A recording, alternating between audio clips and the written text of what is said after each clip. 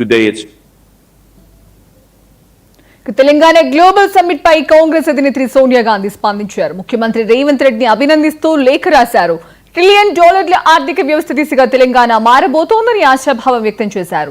లక్ష్యానికి ఈ సమ్మిట్ దోహదపడుతోందని పేర్కొంది. 3 అంచెల వ్యూహంతో తెలంగాణ ముందుకు సాగుతోందని సోనియా స్పష్టం చేశారు.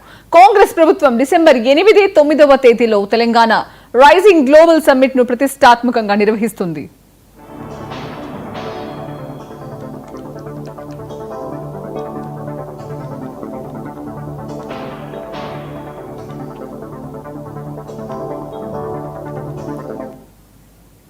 తెలంగాణ గ్లోబల్ సమ్మిట్ పై కాంగ్రెస్ అధినేత్రి సోనియా గాంధీ స్పందించారు.